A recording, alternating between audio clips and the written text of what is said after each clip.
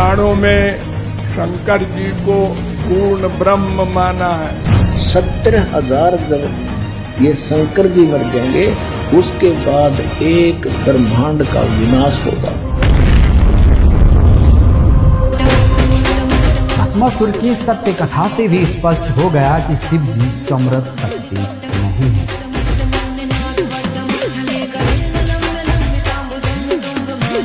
मैं ओम का मंत्र का ओम और ओम नमः शिवाय, ये दो मैं हमेशा इनसे जुड़ी रहती हूँ। इन्हीं का जाप सबसे ज्यादा हुआ। हरे राम रामा राम हरे हरे, हरे कृष्णा कृष्णा कृष्णा हरे। यही नाम भोले बाबा को मिला है नाम जप करने के लिए।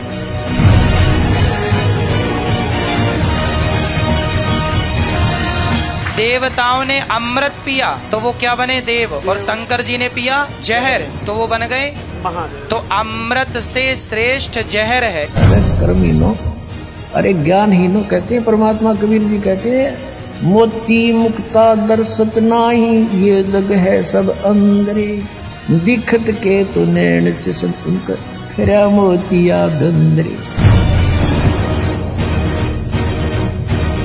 नमस्कार दर्शकों, आज हम बात करेंगे ऐसे आध्यात्मिक विषय पर जिससे संबंधित प्रश्न आपके मन में भी उठा होगा। भगवान शिव, जिन्हें महादेव, नीलकंठ, आदिनाथ, रुद्र और भी अनेक नामों से जाना जाता है, इन्हें हिंदू धर्म में सबसे शक्तिशाली देवताओं में से एक माना जाता है। लेकिन क्या कोई ऐसा भी है जो शिव से भी समर्थ है? इस प्रश्न का उत्तर जानने के लिए एक तरफ हम हिंदू धर्म गुरुओं के विचार सुनेंगे और दूसरी तरफ संत रामपाल जी महाराज जी के विचार सुनेंगे, और फिर शास्त्रों को आधार मानकर निर्णय निकालेंगे कि शिव से भी समर्थ कोई है भी या नहीं, और यदि है तो वो कौन है। तो आइए सबसे पहले सुनते हैं हिंदू धर्म गुरुओं के विचार कि वो शिव जी के विषय में क्या कहते हैं। सब हैं देव, सब ने पिया अमृत तो सब बन गए देव। शंकर जी ने पिया जहर तो शंकर जी बन गए देवाधिदेव महादेव। इसलिए देवताओं ने अमृत पिया तो वो क्या बने देव, और शंकर जी ने पिया जहर तो वो बन गए महादेव। तो अमृत से श्रेष्ठ जहर है। मैं ओम का मंत्र का ओम और ओम नमः शिवाय, ये दो मैं हमेशा इनसे जुड़ी रहती हूँ। इन्हीं का जाप सबसे ज्यादा हुआ। जाप नहीं तो मन में भी चलता रहता है। तो मेडिटेशन इज प्रॉपर जाप, लाइक प्रोनाउंसिएशन वो साउंड, नहीं तो मेरे मन में भी ये चीज चलती रहेगी कि ओम नमः शिवाय। कि मुझे ऐसा लगता है ये बहुत, कि भगवान शंकर सबसे भोले भगवान माने गए हैं। गुस्सा आता है वो बात अलग है जब महाकाल का रूप लेते, अदरवाइज उसके अलावा सबसे शांत भगवान माने गए हैं। हर वक्त समाधि में, हर वक्त खुद मेडिटेशन में ही बैठते हैं, इसलिए उनका नाम सबसे ज्यादा लेने को। भगवान शिव अविनाशी हैं और हमारा मत कहता है कि शंकर जी और भगवान विष्णु जी दोनों एक ही है। शंकर जी अर्धनारेश्वर हैं, आधी अम्बा है आधे शिव है, इसलिए उनका नाम अर्धनारेश्वर है। वैसे उनमें ही दोनों पूर्ण है, तो उनमें श्रद्धा कहे तो केवल शंकर जी में निष्ठा रखिए। जिसे मनुष्य जीवन मिल गया और उसने अपनी आत्मा के कल्याण के लिए अपने जीवन को उपासना में लगा दिया, वो शिव है। भगवान भूत बावन भोलेनाथ हमारे पिता हैं, माँ पार्वती हमारी माँ है, हम सब उनकी संतान हैं। समझ में आ गई बात? पुराणों में शंकर जी को पूर्ण ब्रह्म माना है, वेदों ने भी माना है, और एक शिव पुराण ही बना दिया गया है। जैसे विष्णु पुराण है ऐसे शिव पुराण भी है। देवाधिदेव महादेव शिव जी हैं, तो शिव जी को परम वैष्णव के रूप में माना गया है, परंतु एक प्रकार से शिव जी देवताओं की कैटेगरी में नहीं आते हैं। एक को पकड़ के उसके ऊपर छोड़ दो। जैसे परम वैष्णव आचार्य भगवान शिव हैं, उनके चरण पकड़ लो, उनको क्या करना है वो सर्वज्ञ हैं, उनको क्या सब ज्ञान है। दर्शकों, हिंदू धर्म गुरुओं के दृष्टिकोण से देखा जाए तो अनेक हिंदू धर्म गुरुओं का मानना है कि कोई भी भगवान शिव से अधिक शक्तिशाली नहीं है। वे सर्वोच्च शक्ति का प्रतीक हैं और सभी देवताओं के देवता हैं। वे ब्रह्मांड के रचयिता हैं, पालनहार और संहारक हैं। चलो कुछ समय के लिए इन धर्म गुरुओं द्वारा बताए गए शिव जी के विषय में इन कथनों को सत्य मान लेते हैं, लेकिन उससे पहले कुछ वीडियो और देखते हैं। जो आदमी एक कृष्ण से प्रेम करता है, एक भगवान से प्रेम करता है, वो सफल है। और जो 17 जगह मन लगाता है, कभी इस देवता के पास, कभी इस देवी के पास, कभी यहाँ कभी वहां, वो ना घर का ना घाट का। इसलिए एक में मन लगाओ। हमारा कन्हैया जो करेंगे वही करेंगे। अब हमें कहीं किसी के पास जाने की जरूरत, अरे हनुमान चालीसा पढ़ो, शिव चालीसा पढ़ो, दुर्गा चालीसा पढ़ो, ये सब तो ठीक है। सबसे बड़े भगवान, सब उनसे छोटे, सब दास हैं, नौकर हैं। ब्रह्मा विष्णु शंकर कोई हो, सब नौकर चाकर। उनके बराबर भी कोई नहीं है। बड़ा होने की बात तो छोड़ो, श्री कृष्ण अवतारी हैं, स्वयं भगवान कृष्ण, कृष्ण परतत्व, ये स्वयं भगवान है श्री कृष्ण। जबकि भगवान से कृष्ण आदि भगवान है और उनके तमोगुण से भगवान शिव उत्पन्न होते हैं। हरे राम रामा रामा हरे हरे, हरे कृष्णा कृष्णा कृष्णा हरे हरे। सिर्फ इसी नाम जप से भगवान मिल जाएंगे। और विचार करिए, ये राम नाम, यही नाम भोले बाबा को मिला है नाम जप करने के लिए, और यही नाम हम और आपको मिला है। हमारी इस आत्मा के पति जो हैं वो गोलोकवासी श्री कृष्ण हैं। और फॉर योर का इंफॉर्मेशन माय डियर, इसका मतलब क्रिएटर एक है, हम सबको स्त्री बनाकर भेजा उसने। और इन आत्मा का जो पति है वो श्री कृष्ण है, उसके अलावा कोई नहीं। तो जिस व्यक्ति की जिस इष्ट में जितनी निष्ठा हो जाए, उस व्यक्ति के लिए वही सब परमात्मा है, उसी भगवान में सबके दर्शन करना चाहिए। गुरुजी मुझे इस चीज का समाधान बता दो कि मैं दुर्गा चालीसा का भी पाठ करती हूँ, मैं दुर्गा चालीसा आप जो आए सब करत रहा। अब खुदा इस तरह हमका कह दीजिए, हमने बता दिया कि आप सब करत रहा। राम राम बोलते हो तो आप राधा माधव ही बोलते हो, और राम राम बोलते हो ना तो जितने देवी देवता भगवत स्वरूप हैं वो सब आप पर प्रसन्न है। आप कौन कह रहे क्या? जब राम जी की कृपा तो सबकी कृपा है, सदा सदा उसकी कुशल मंगल होगी। एक ही है, दूसरा नहीं है, और उसे जो नाम दो तुम, हमें कोई परेशानी नहीं। राम बोलो, कृष्ण बोलो, हरि बोलो, शिव बोलो, काली बोलो, काली उनका अवतार, कृष्ण उनका अवतार, राम उनका अवतार, हमें कोई परेशानी नहीं। दर्शकों, ये वीडियो देखकर आप सोच रहे होंगे इनकी कौन सी वाली बात सत्य मानी जाए, पहले वाली या दूसरे वाली। दर्शकों, इन धर्म गुरुओं के बहुमुखी अज्ञान से आज हिंदू समाज की फिरकी बनी हुई है। इसलिए आज हिंदू धर्म में इतनी विविधता देखने को मिलती है कि आम जन मानस को पता ही नहीं है कि कौन संत सत्य ज्ञान दे रहा है और कौन झूठ बोल रहा है। दर्शकों, आप इस वीडियो को अंत तक देखिए, आप खुद ही सच और झूठ का फैसला कर लेंगे, ऐसा हमारा विश्वास है, क्योंकि अब आप सभी पढ़े लिखे हैं। दर्शकों, सत्य का पता करने के लिए आगे बढ़ते हैं और जानते हैं कौन है शिव से भी समर्थ। आइए देखते हैं ये वीडियो।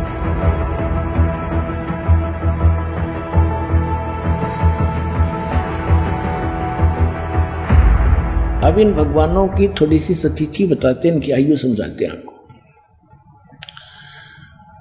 ब्रह्मा जी की आयु से आप परिचित हैं, क्योंकि ये हमारे भांड जो गुरु थे ये इतनी तक बताया करते थे कि ब्रह्मा जी की आयु 100 वर्ष की है। वो अब दास बताएगा वो 100 वर्ष बनते कैसे हैं, उनको तो ये भी ज्ञान नहीं था। जैसे एक चतुर्युग, ब्रह्मा जी का 1008 चतुर्युग का दिन और इतनी ही रात्रि होती है। इसकी उम्र का ऐसे कैलकुलेशन करनी पड़ती है। और एक चतुर्युग, सतयुग, त्रेता, द्वापर, कलयुग, चारों मिलाकर एक चतुर्युग कहलाता है। चतुर्युगी भी कहते हैं इसको।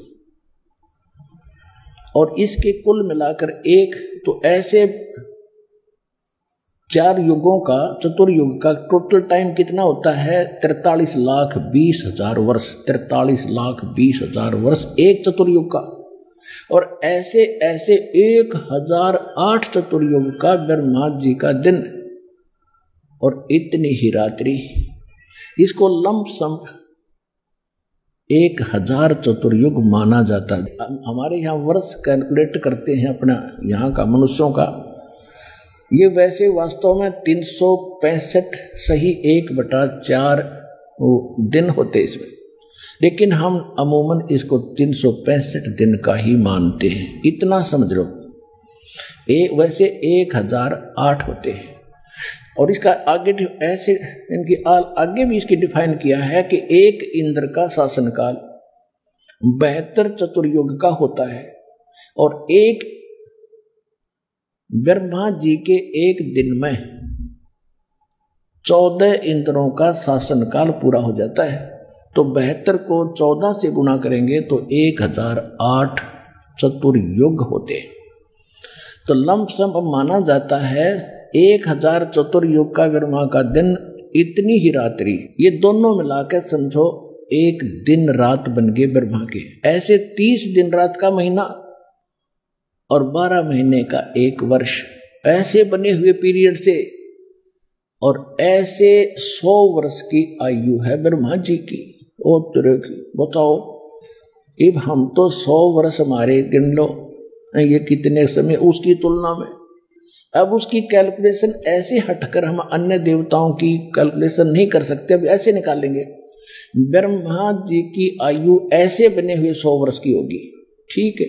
उसके बाद इसे 7 गुनी विष्णु जी की 700 वर्ष जैसे ये बने हैं वर्ष, और इससे 7 गुना शंकर भगवान की 4900 वर्ष।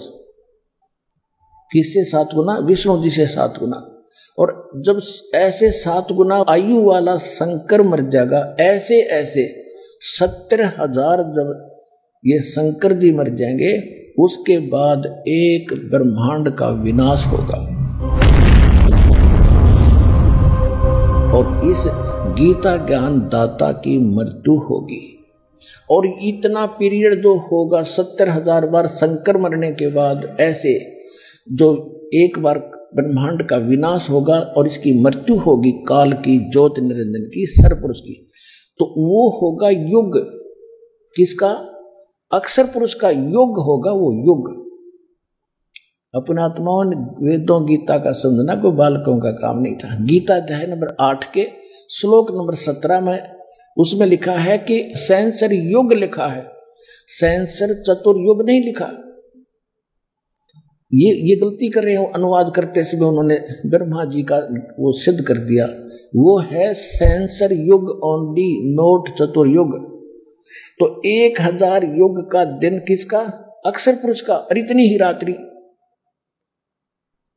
तो ऐसे जैसे एक युग, दास ने ये बताया, ऐसा एक युग, ऐसे ऐसे 1000 युग का अक्षर पुरुष का दिन और इतने ही युग की रात्रि, ऐसे 30 दिन रात का इसका महीना, और ऐसे 12 महीने का एक वर्ष, और फिर 100 वर्ष की आयु है उस अक्षर पुरुष की, और फिर भी मृत्यु। गीता अध्याय नंबर 15 के श्लोक नंबर 16 और 17 में 3 पुरुष बताए, सरपुरुष अक्षर पुरुष बताए 16वें श्लोक में 15वें अध्याय के। उसमें कहा कि ये 2 पुरुष प्रसिद्ध हैं, एक सरपुरुष और एक अक्षर पुरुष।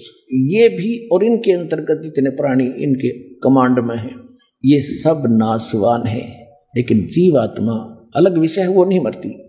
फिर उसके तुरंत बाद कहा 17वें श्लोक में 15वें अध्याय के, उत्तम पुरुष है तू अन्य परमात्मा इति उदाहरते, ये लोग तरम अवश्य विवर्ती अवैश्वर है।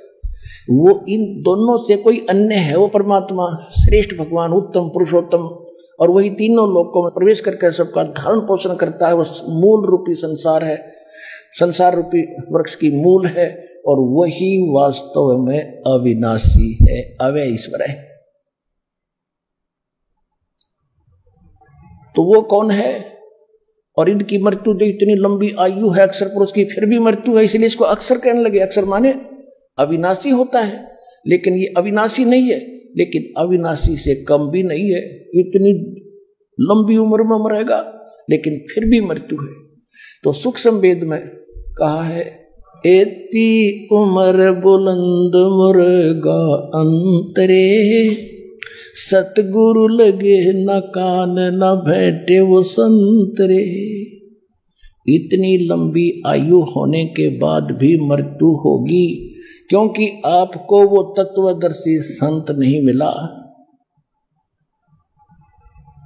जो गीता अध्याय नंबर 4 के श्लोक नंबर 34 में जिसका वो वर्णन है, यजुर्वेद अध्याय नंबर 40 के मंत्र 10 में जिसका कहा कि वो धीरा नाम तत्वदर्शी संत ही सही सही मार्ग बताते हैं, उनसे सुनो।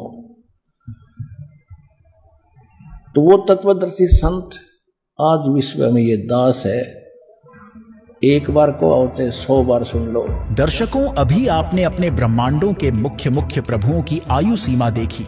इससे स्पष्ट है कि जो प्रभु शिव से भी समर्थ है, उनकी भी मृत्यु होती है। दर्शकों, इसके साथ एक रहस्य और बताते हैं। जब 70,000 शिव भी मर जाते हैं, तब एक ज्योति निरंजन ब्रह्म मरता है। पूर्ण परमात्मा के द्वारा पूर्व निर्धारित किए समय पर एक ब्रह्मांड में महाप्रलय होती है। यह 70,000 शिव की मृत्यु अर्थात एक सदाशिव यानी ज्योति निरंजन की मृत्यु होती है। तब एक युग होता है परब्रह्म का। 100 वर्ष की परब्रह्म की आयु है, फिर परब्रह्म की भी मृत्यु होती है। परब्रह्म के 100 वर्ष पूरे होने के पश्चात एक शंख बजता है। सर्व ब्रह्मांड नष्ट हो जाते हैं, केवल सतलोक व ऊपर तीनों लोक ही शेष रहते हैं। इस प्रकार कबीर परमात्मा ने कहा है कि अरबों तो ब्रह्मा गए, 49 कोटि कन्हैया, 7 कोटि शंभु गए, मोर एक नहीं पलैया। इसका भावार्थ है कि 343 करोड़ त्रिलोकीय ब्रह्मा मर जाते हैं, 49 करोड़ त्रिलोकीय विष्णु मर जाते हैं तथा 7 करोड़ त्रिलोकीय शिव मर जाते हैं। तब एक ज्योति निरंजन काल ब्रह्म यानी कि ब्रह्मा विष्णु शिव के पिता की मृत्यु होती है, जिसे गीता जी के अध्याय 15 के श्लोक 16 में क्षर पुरुष नाशवान भगवान कहाँ है, इसे ब्रह्म भी कहते हैं। तथा इसी श्लोक में जिसे अक्षर पुरुष अविनाशी कहाँ है, वह परब्रह्म है जिसे अक्षर पुरुष भी कहते हैं। अक्षर पुरुष अर्थात परब्रह्म भी नष्ट होता है। जब काल भी करोड़ समाप्त हो जाएंगे, तब सर्व अंडों अर्थात ब्रह्मांडों का नाश होगा, केवल सतलोक व उससे ऊपर के लोक शेष रहेंगे। दर्शकों, यह रहस्य आज तक संत रामपाल जी महाराज के अलावा कोई बता नहीं पाया है। दर्शकों, अब आपको दिखाते हैं कि शिव जी समेत अन्य प्रभु कितने समर्थ हैं। देखिए यह वीडियो। अब हम आपको थोड़ा सा इन भगवानों का जो अक्षेत्र दिखाएंगे कि ये कितने प्रभु हैं। जैसे एक ब्रह्मांड होता है, एक ब्रह्मांड में कौन कौन सी स्थिति है वो देखिएगा। ये एक ब्रह्मांड का लघु चित्र है। इस ब्रह्मांड का अंडे जैसी शकल है, अंडे आकार है, अंड आकार है। ये देखिए ऐसा है यहां तक। ये इसको अंड भी कहते हैं, इसको ब्रह्मांड भी कहते हैं। और इस ब्रह्मांड के अंदर जो व्यवस्था है वो हमारे शरीर के अंदर हम देख सकते हैं, जब हम हमारे इन चैनलों को, कमलों को ऑन कर लेंगे मंत्रों की साधना करके। तो इसलिए इसको पिंड, शरीर को पिंड कहते हैं। जैसे टेलीविजन के अंदर कहीं भी कार्यक्रम हो रहा हो, वो कार्यक्रम हो रहा कहीं और देख हम टीवी पर सकते हैं, ऐसे ये शरीर हमारा है।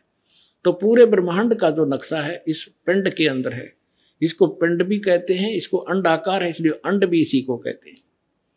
अरे राधा स्वामी वाले ये नकली पिंड अलग बताते हैं, अंड अलग बताते हैं, ब्रह्मांड न्यारा क्या पता नहीं इनको। ये देखिएगा, तो ये इस ब्रह्मांड के अंदर क्या क्या व्यवस्था है। नीचे से शुरू करते, ये 5 ये 7 हैं। तल, अतुल, वितल, महातल, अतल, सुतल, रसातल और पाताल लोक। और ये पृथ्वी लोक, ये ब्रह्मा का लोक, ब्रह्मा जी का लोक, विष्णु शिव जी का लोक, विष्णु जी का लोक, और ये स्वर्ग, और ये नरक, ये इंद्र का लोक, ये मानसरोवर, ये धर्मराज का लोक, और ये एक ब्रह्मलोक है इसके अंदर। ये सारा ब्रह्मलोक कहलाता है। इतना ये एक ब्रह्मलोक है। इसमें इसने क्या कर रखा है, नकली सतलोक, ये महाइंद्र काल द्वीप, फिर नकली सतलोक, नकली अलखलोक, और नकली अगमलोक और नकली अनामी लोक की रचना इस काल में करवा रखी। ये दुर्गा जी का लोक, यहां इसने गुप्त स्थान बना रखा है और इस गुप्त स्थान पर कोई नहीं जा सकता इस काल की रजा से बिना। ब्रह्मा विष्णु महेश का पिता है। इसने 3 स्थान बना रखे, एक रजोगुण प्रधान अक्षेत्र, एक तमोगुण प्रधान अक्षेत्र, एक सतोगुण प्रधान अक्षेत्र, जिसमें ये रजो इस ब्रह्मा रूप में ये अपना ऐसा रूप बना लेता है ब्रह्मा जी जैसा, और दुर्गा को ये अपनी पर सावित्री के रूप में रखता है। इन दोनों के संयोग से इस रजोगुण प्रधान अक्षेत्र में रहते हुए जो पुत्र उत्पन्न होता है इसकी शकल जैसा हो जाता है, उसको ब्रह्मा नाम दे देता है और वो रजोगुण युक्त हो जाता है। इसी प्रकार ये सतोगुण युक्त स्थान है, इसमें स्वयं विष्णु रूप धारण करता है, दुर्गा को महालक्ष्मी रूप में रखता है। इन दोनों के संयोग से इस सतोगुण प्रधान क्षेत्र में रहने से जो पुत्र उत्पन्न होता है वो सतोगुण युक्त हो जाता है और उसका नाम विष्णु रख देते हैं। इसी प्रकार ये शंकर रूप बना लेता है, दुर्गा को पार्वती रूप में रखता है और इन दोनों के संयोग से तमोगुण प्रधान क्षेत्र में जो पुत्र उत्पन्न होता है वो तमोगुण युक्त हो जाता है। इसलिए रजगुण ब्रह्मा, सतगुण विष्णु और तमगुण शिव जी की उत्पत्ति करके ये फिर नीचे के लोकों का प्रधान बना देता है, इनको एक एक द्वीप दे देता है और ये तीनों भगवान केवल पृथ्वी लोक, स्वर्गलोक और इस पाताल लोक, इन 3 लोकों के ऊपर ही ये प्रभुता रखते हैं इस एक ब्रह्मांड में। बस इतने मालिक हैं, इतने स्वामी हैं। और ये जो ब्रह्म है इनका पिता सरपुरुष, ये केवल 21 ऐसे 21 ब्रह्मांडों का स्वामी है। ये देखिएगा, आप जी ने जो ब्रह्मांड देखा था ये वाला, अब ये समझो ये एक गेंद सी होगी और ये 21 ब्रह्मांड का अक्षेत्र है इस सरपुरुष का। गीता अध्याय नंबर 15 के श्लोक नंबर 16 और 17 वाले में 3 पुरुष हैं। ये सरपुरुष का अक्षेत्र है 21 ब्रह्मांड। ये एक ब्रह्मांड है जिसको गेंद दिखाई देती है आपको, गेंद सी। 5 ब्रह्मांडों को इकट्ठा करके इसने एक महाब्रह्मांड बना रखे है। ऐसे 4 ब्रह्मांडों में 20 महाब्रह्मांडों में 20 ब्रह्मांड रोक रखे हैं। इसके बाद इसने एक ब्रह्मांड जैसा क्षेत्र ये अलग से और है, ये तो लिखने के लिए समझाने के लिए अलग लिखा है। यहां भी इसने एक धोखा कर रखा है, नकली सतलोक, नकली अलखलोक, नकली अगमलोक और नकली अनामी लोक भी 21वें ब्रह्मांड में भी रचना करवा रखी है। ये तपस्शिला जहां बैठकर ये 1 लाख मानव शरीरधारी प्राणियों को खाता है, ये काल ब्रह्मा विष्णु महेश का पिता। और यहां से फिर आगे निकल जाते हैं, परब्रह्म का लोक में जाना होता है। अब देखिएगा इसके बैक में कंप्लीट देखेंगे। अब ये है कंप्लीट सभी ब्रह्मांडों का, असंख्य ब्रह्मांडों का चित्र एक समझने के लिए। अब जो आपने देखे थे वो 21 ब्रह्मांड, अब ये है 21 ब्रह्मांड। ये सरपुरुष का क्षेत्र है, सरपुरुष का, बस इतना, ये इतना। और इसके बाद ये है परब्रह्म कहो, इसको अक्षर पुरुष कहो। इसे नेक्स्ट ब्रह्म जो है ये 7 संख्य ब्रह्मांड, इससे कई गुना बड़ा है। ये अक्षर पुरुष का केवल इतना ही अक्षेत्र है 7 संख्य ब्रह्मांड का, और ये है वो परम अक्षर ब्रह्म। असंख्य ब्रह्मांड का स्वामी ये असंख्य, ये छोटे छोटे दिखे सारे ब्रह्मांड है, सारे अलग अलग से। ये तो थोड़ा सा क्षेत्र इन दोनों का, और इस पूर्ण परमात्मा का असंख्य, इंक्लूडिंग दिस ब्रह्म एंड पर ब्रह्म, सरपुरुष और अक्षर पुरुष इंक्लूडिंग ये परमात्मा सबके ऊपर ओवरऑल कंट्रोल, कुल का मालिक है। ये है वो परम अक्षर ब्रह्म। गीता अध्याय नंबर 8 के श्लोक नंबर 1 में अर्जुन ने प्रश्न किया कि हे भगवान, आपने गीता अध्याय नंबर 7 के श्लोक नंबर 29 में कहा है कि जो व्यक्ति जरा और मरण से छूटने का प्रयत्न ही कर रहे हैं, इस संसार की किसी वस्तु की इच्छा नहीं रखते, वो तत्ब्रह्म को और सारे अध्यात्म को और सभी कर्मों से परिचित हैं। दर्शकों, अभी आपने ब्रह्मा जी, विष्णु जी, महेश जी, दुर्गा जी, क्षर ब्रह्म और अक्षर ब्रह्म की आयु के बारे में जाना। साथ ही संत रामपाल जी महाराज ने ब्रह्मांडों के मानचित्र से आपको समझाया कि ये सभी भगवान कितने कितने लोकों के मालिक हैं, अर्थात इनकी क्या स्थिति है। दर्शकों, इसके साथ आपको इनकी शक्ति के बारे में भी बता देते हैं। ब्रह्मा, विष्णु, महेश अर्थात शिव जी, इन तीनों भाइयों के 4 भुजाएं तथा 16 कलाएं हैं तथा इनकी मां प्रकृति देवी दुर्गा की 8 भुजाएं हैं तथा 64 कलाएं हैं। तीनों देवों के पिता यानी कि देवी दुर्गा के पति ब्रह्म अक्षर पुरुष की 1000 भुजाएं हैं तथा 1000 कलाएं हैं तथा 21 ब्रह्मांडों का प्रभु है। पर ब्रह्म अक्षर पुरुष की 10,000 भुजाएं हैं तथा 10,000 कला हैं तथा 7 संख ब्रह्मांडों का प्रभु है। प्रत्येक प्रभु अपनी सर्व भुजाओं को समेटकर केवल 2 भुजाएं भी रख सकते हैं तथा जब चाहें सर्व भुजाओं को भी प्रकट कर सकते हैं। इससे स्पष्ट है कि शिव जी से समर्थ दुर्गा जी हैं और दुर्गा जी से समर्थ सदाशिव यानी ब्रह्म है और ब्रह्म से समर्थ पर ब्रह्म है और परब्रह्म से समर्थ परम अक्षर ब्रह्म है, अर्थात शिव जी से ऊपर 4 भगवान और हैं। इससे स्पष्ट हुआ शिव जी समर्थ भगवान नहीं हैं। दर्शकों, इतने सारे प्रमाणों से यह पता चल गया कि शिव से भी कई और प्रभु समर्थ हैं, जिनमें सबसे समर्थ परम अक्षर ब्रह्म है। ये परम अक्षर ब्रह्म कौन है, इसकी जानकारी वीडियो के अंत में हम आपको बताएंगे। लेकिन उससे पहले ये देखते हैं कि जो लोग शिव जी को सबसे शक्तिशाली भगवान मानते आ रहे थे या आज भी भगवान मानते हैं, तो भगवान शिव को समर्थ सर्वशक्तिमान मानने का कोई ना कोई पैमाना तो होगा। तो उस पैमाने को नापने के लिए शिव जी की कुछ लोक प्रसिद्ध कथाएं सुनते हैं, जिनको आपने हजारों बार सुना होगा। तो आज भी सुनकर स्वयं निर्णय करना कि क्या शिव जी समर्थ शक्ति हैं, जैसा कि हमें हजारों वर्षों से हिंदू धर्म गुरुओं द्वारा बताया गया। सुनिए रोचक कथा।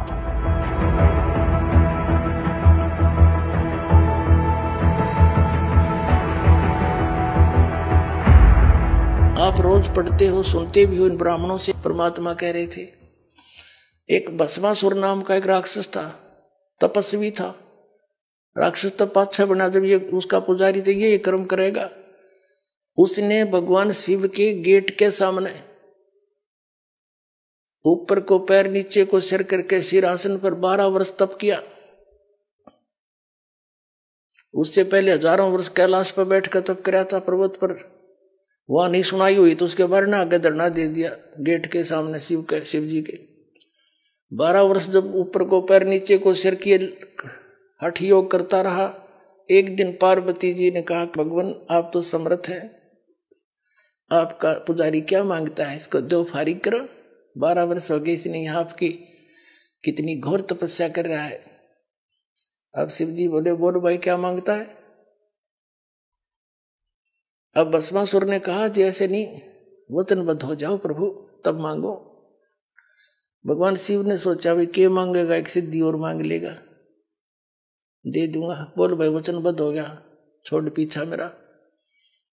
तो वचनबद्ध होते ही खड़ा हो गया और कहने लगा, जी ये भस्म कड़ा दे दो जो आपने पहन रखा है। उसमें क्या शक्ति थी कि उस भस्म कड़े को, कड़ा था वो जैसे पहन लेते हैं, और उसको जिसके भी सिर पर सिर पर रख के भस्म वो जल जाता था, उसकी राख भी नहीं पाव थी, राख पाव थी। ये पता था उसको भस्मा गिरी को। ये गिरी, पुरी, नाथ, नागा, ओगड़, ये सारे शिवजी तमोगुण के उपासक हैं। तो भगवान शिव ने सोचा, जंगल में रहता है, साधक है, अपने बचाव के लिए लेता होगा। अब निकाल दिया, वचनबद्ध हो ही रहे थे कि ले भक्त ले ले। अब जब उसके हाथ में आ गया ना भस्म कड़ा, तब वह त्योर बदल गया और हंसा एक दुष्ट की तरह, हा हा हा, ले शंकर हो ले होशियार, तुझे भस्म करूंगा और पार्वती को पत्नी बनाऊंगा। मैं इसी उद्देश्य से भक्ति कर रहा था। अब कबीर साहब कहते हैं कि माता को घर नहीं ठहराई। ऐसे दुष्ट अपनी माँ को, यानी जिसकी पूजा करे उसकी पत्नी तो माँ के तुल्य होती है, और उस पर नजर बुरी। और कहते हैं शिव शंकर से योगी समझ नहीं पाए, ये को बदलिए बैठा है। तो ये अंतर्यामी भी खाक थे, ये ब्रह्मा, यो विष्णु शंकर भगवान के अंतर्यामी थे ये। और इनको मृत्युंजय, कालज, सर्वेश्वर, अजरो अमर है, ये महिमा गाया करते हमारे आचार्य शंकराचार्य, ये नकली गुरु। अगर ये विनाशी होता तो भस्मागिरी का आगे भागता क्यों? जब भस्मागिरी ने कहा कि बोले होशियार आ लिया हूं, तुझे मारूंगा, पार्वती को पत्नी बनाऊंगा, भगवान शिव ने खड़ी डांग ठोक दी, फुल स्पीड तो भाग लिया डर के, क्यों तो कसाई आ गया, सचमुच इसने ताक बदल गया एकदम। आगे आगे भगवान और पीछे पीछे पुजारी, 10 सपाट पट्या। अब पुण्यात्माओं वो तो आगे जाके भगवान आए, पूर्ण परमात्मा, पार्वती रूप बनाया और खड़ा हो गए। उनसे कहा कि क्यों भाग रहे, आ जाओ। अब वो थोड़ा निकट थोड़े आएंगे शंकर जी, आओ बैठो यहां बात करेंगे, मैं भी आपको बहुत चाह रही थी। अब डट गया, अगले में बात बढ़ेगी, बस ठीक है शिव जी ताना नहीं, जब तक मेरे हाथ में कड़ा है, 2 बात कर लूं। पार्वती रूप में भगवान बोले कुछ डांस करके दिखाओ कि मैं बात बने, यानी कुछ प्रसन्न हूं मैं तेरे से।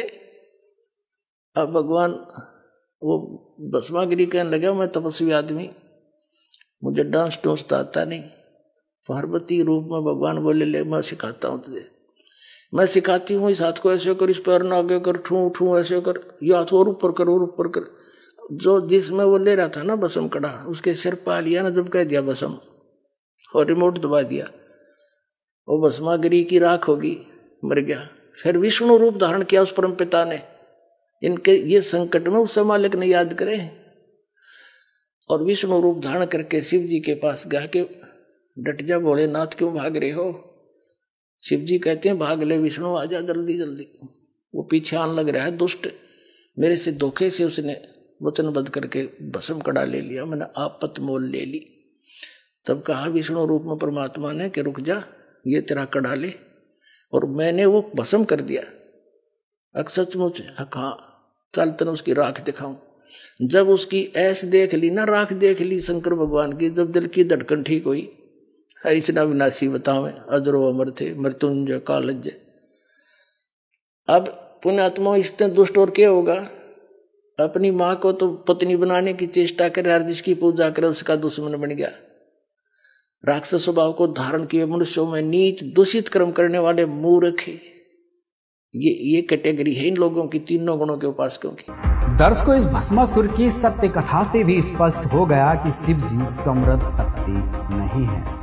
अब एक सवाल आपको झकझोर रहा होगा, फिर कौन है सबसे समृद्ध परम अक्षर ब्रह्म जो शिव से भी समृद्ध है, दुर्गा जी से भी समृद्ध है, और शिव जी के पिता यानी सदाशिव से भी समृद्ध है, और पर ब्रह्म जो 7 संख ब्रह्मांडों का मालिक है उससे भी समृद्ध है।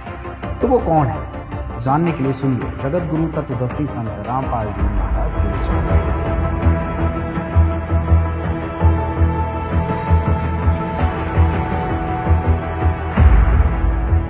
तब 8वें अध्याय के प्रथम मंत्र में अर्जुन ने पूछा फिर किम तत्ब्रह्म, वो तत्ब्रह्म क्या है। 8वें अध्याय के 3रे श्लोक में गीता ज्ञानदाता ने कहा वो परम अक्षर ब्रह्म है।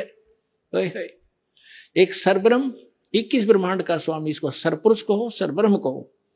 फिर अक्षर ब्रह्म, उसको अक्षर पुरुष कहो, अक्षर ब्रह्म कहो, वो 7 संख ब्रह्मांड का स्वामी, अभी आपको दिखा था। और वो उत्तम पुरुष तू अन्य परमात्मा इति उदाहरते 15वें अध्याय के 17वें श्लोक में, या गीता अध्याय नंबर 8 के श्लोक नंबर 3 में कहा कि वो परम अक्षर ब्रह्म है। देखो 8वें अध्याय के प्रथम मंत्र में अर्जुन ने पूछा किम तत्ब्रह्म, किम अध्यात्म, किम कर्म पुरुषोत्तम, अधिभूतम च किम प्रोक्तम, अधिदेवम किम उच्यते। इसमें पूछा कि वह ब्रह्म क्या है, वो तत्व ब्रह्म के है। अब गीता ज्ञानदाता ने 8वें अध्याय के 3रे श्लोक में बताया, 8वें अध्याय के 3रे श्लोक में वो परम अक्षर ब्रह्म है। अपने आत्मा इतना गजब का ज्ञान इस अनमोल ग्रंथ में, अमर ग्रंथ में, गीता जी में। और ये नकली श्री कृष्ण जी ने सुप्रीम पावर बताते, श्री कृष्ण जी का था कि इसमें रोलक हो ना, गीता में की तो पूजा की विधि भी नहीं है, उसका कोई जिक्र भी नहीं है, सिर्फ 3 गुण बता दिए, रजगुण ब्रह्मा, सतगुण विष्णु, तमगुण शिव जी। अब गीता ज्ञानदाता कौन है, ये ब्रह्म है। ये ऐसे अलौकिक कर्म करता है, किसी के अंदर प्रवेश करके अपना ज्ञान दे देता है। 16 और 17 में 3 पुरुष हैं, 3 भगवान हैं, 3 ब्रह्म हैं। अध्याय नंबर 15 का ये श्लोक नंबर 16 यहां पर है। इसमें क्या कि द्वौ इमौ पुरुषौ लोके सर्च अक्षर है एवं च सर सर्वाणी भूतानि कुटस्थ अक्षर उच्चते 16वां श्लोक। इसका अनुवाद यहां पर क्या है? इस संसार में नाशवान और अविनाशी भी ये दो प्रकार के पुरुष हैं। अब देखो, इन्होंने सर माने नाशवान, अक्षर माने अविनाशी कर दिया। ये लिखना था इस संसार में सर पुरुष और अक्षर पुरुष, ये पुरुषों है ना, ये दोनों संस्कृत में इसके साथ भी लगाया जाता है, अक्षर पुरुष और सर पुरुष। ये और इनको देखें तो नाशवान और अविनाशी दो प्रकार के पुरुष है। पुरुष माने परमात्मा है, प्रभु है, भगवान है, ईश है, स्वामी है। और संपूर्ण प्राणियों के शरीर तो नाशवान है, जीवात्मा अविनाशी कहा जाता है। अब क्या है, ये सरपुरुष कितना मालिक है, अक्षर पुरुष कितना मालिक है, और परम अक्षर। अब तीसरा कौन है, वो तीसरा पहले दिखाते हैं आपको। तीसरा जो है वो परम अक्षर पुरुष है। अब यहां आपने 15वें अध्याय के 16वें श्लोक में दो पुरुष हैं, सरपुरुष और अक्षर पुरुष। ये इस दो प्रकार के पुरुष हैं, और इनके अंतर्गत जितने प्राणी हैं वो नाशवान है, और ये स्वयं भी नाशवान है। जीवात्मा तो गधे की भी नहीं मरती, कुत्ते की भी नहीं मरती। अब यहां देखो 15वें अध्याय के 17वें श्लोक में क्या लिखा है कि उत्तम पुरुष है तू अन्य। ये उत्तम पुरुष माने श्रेष्ठ परमात्मा तो इन दोनों से अन्य है, सर पुरुष और अक्षर पुरुष से। सर पुरुष सर और अक्षर, नाशवान और विनाशी, ये दो प्रकार के पुरुष हैं। इसमें लिखा है 17वें श्लोक में 15वें अध्याय के कि उत्तम पुरुष है तू अन्य, परमात्मा इति उद्धारत है, यह लोग तरम आवी से विवर्ती अवैश्वर है। उत्तम पुरुष तो अन्य ही है, इन दोनों से कोई और है, वो श्रेष्ठ भगवान परम अक्षर ब्रह्म तीसरे नंबर का।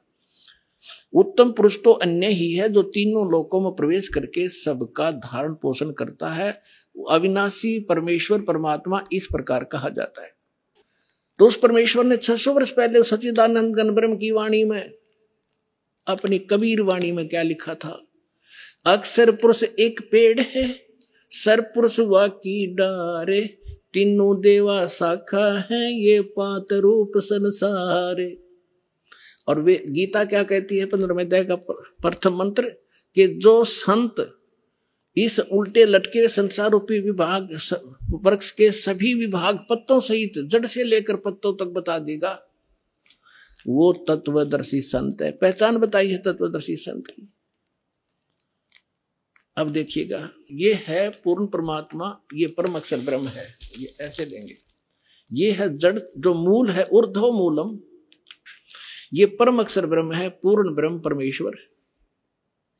और ये तना अक्षर पुरुष, ये जो बाहर दिखाई देता है ये तो अक्षर पुरुष है तना, और इससे एक मोटी डार निकली है, वो सरपुरुष समझो, सरपुरुष। और ये तीन रजगुण ब्रह्मा सतगुण विष्णु तम गुण शिवजी रूपी ये तीन शाखाएं, और ये पात रूप संसार है। ये पात रूप हम हैं आगे, और मूल कौन है? ये स्वयं है परमात्मा, ये स्वयं है परमात्मा। ये देखिएगा, ये कौन है? ये कबीर साहिब है, पूर्ण ब्रह्म कबीर साहिब परम अक्षर ब्रह्म। ये सारे संसार के आधार हैं, ये सब के धारण पोषण करने वाले हैं। जैसे वृक्ष की, जैसे संसार रूपी वृक्ष की जो परिवृष होती है वो जड़ से होती है। देखो पुण्यात्माओं, डेफिनेशन ऑफ गॉड भी आज तक हमें प्राप्त नहीं बता सके हमारे नकली गुरु। ईश ये सरपुरुष है, ईश्वर ये अक्षर पुरुष है, और परमेश्वर इन सब से उत्तम परमेश्वर वो सच्चिदानंद घन ब्रह्म, वो परम अक्षर ब्रह्म है। अब यहां बता रहे हैं कुछ परमेश्वर के ध्यान, उसकी भक्ति करने से उसको प्राप्त होता है। दर्शकों, कौन है शिव से भी समर्थ? इसका जवाब अब आपको मिल गया है, और अब आप कोई भी शिव भक्त हो उसको समझा सकते हैं कि शिव जी मात्र 3 लोक के भगवान हैं। सदाशिव यानी काल ब्रह्म 21 ब्रह्मांड के भगवान हैं, और कबीर परमेश्वर सर्व ब्रह्मांडों के भगवान हैं। जैसा कि आपको संत रामपाल जी महाराज ने आपके अपने ही सनातन धर्म के पवित्र शास्त्रों से प्रमाणित करके दिखाया। दर्शकों, ये वीडियो बनाने का उद्देश्य बस इतना है कि हिंदू समाज सनातन धर्म की ओर लौट आए, वेदों और गीता अनुसार भक्ति करे, ना कि किसी भी गुरु के कहने से आंख बंद करके कुछ भी भक्ति क्रिया करने लगे। ये कोई हार जीत की लड़ाई नहीं है, ये आपकी जिंदगी बचाने की लड़ाई है। सनातन धर्म को बचाने की लड़ाई है। सत्य दिखाना हमारा कर्तव्य है। समझना, सोचना, सत्य को परखना, सच को स्वीकार करना, ये आपकी बुद्धि और विवेक पर निर्भर करता है। दर्शकों, इस वीडियो में बस इतना ही। बने रहिए हमारे चैनल के साथ। धन्यवाद।